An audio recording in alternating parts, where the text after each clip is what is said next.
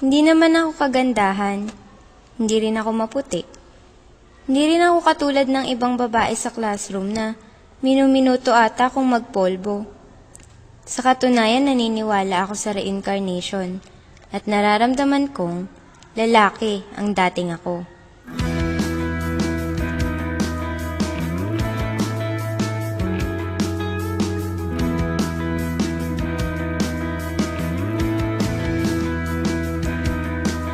Gusto ko lahat perfect, kaya nag-aaral akong mabuti.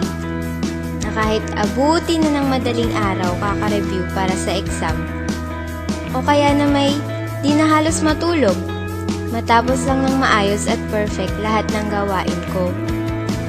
Ako yung tipo ng babae na uunahin ang karir bago love life.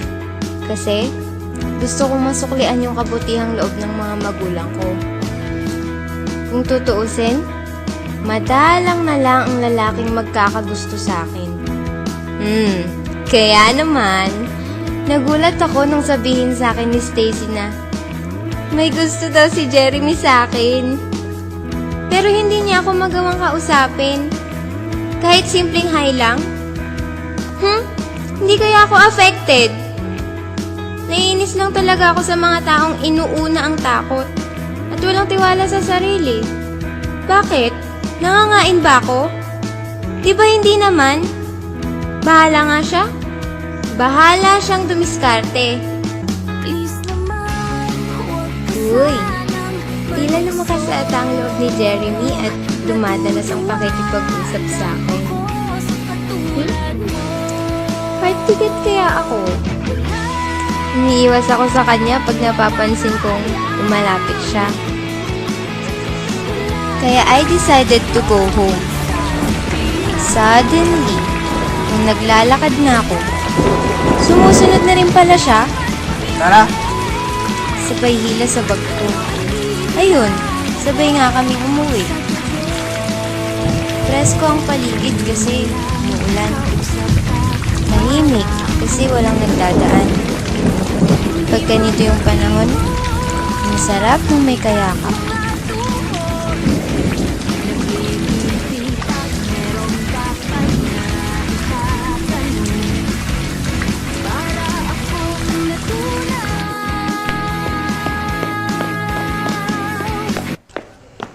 Teka, bakit ang bagal niya maglakad?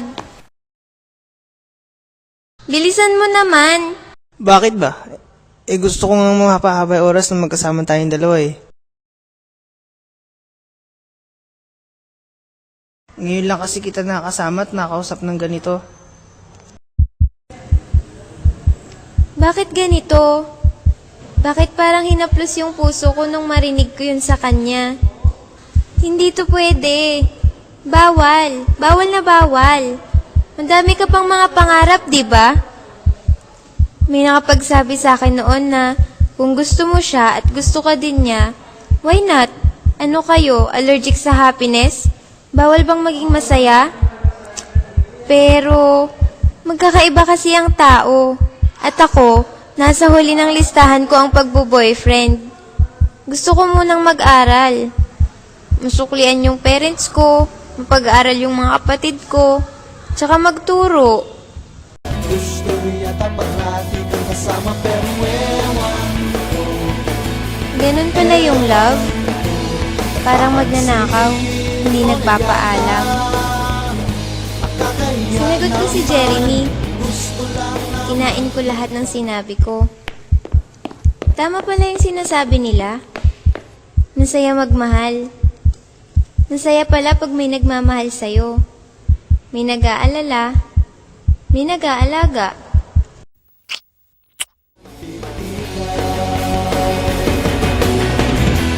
Papalingon tuwing ika'y dumadaan. Napapangiti, hindi ko alam ang dahilan. Alam ko hindi pa pwede maging tayo, pero minsan nag-iiba. Ang ikot ng mundo.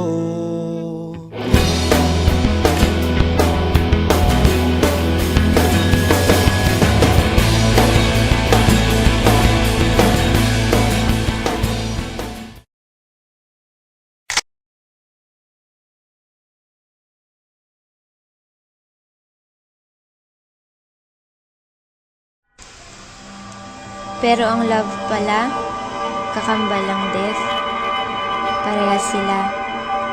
Parehas silang hindi nagpapaalam.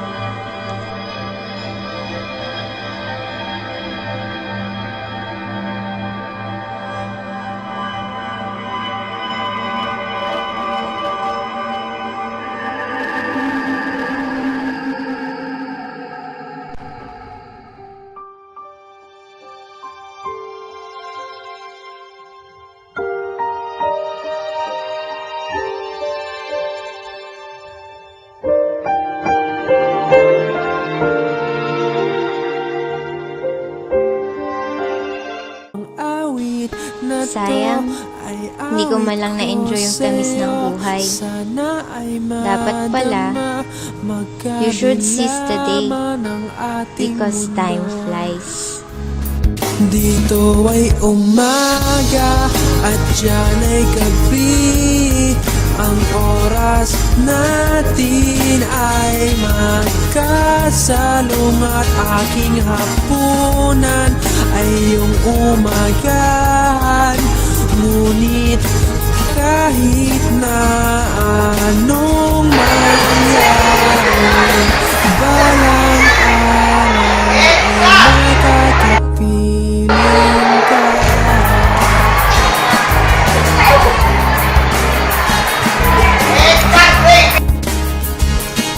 Yo, Francis.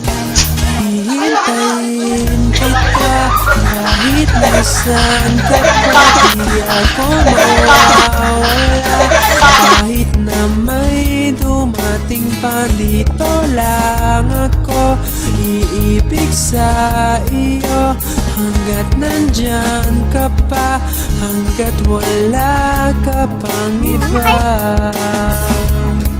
Dito ay umaga at dyan ay gabi.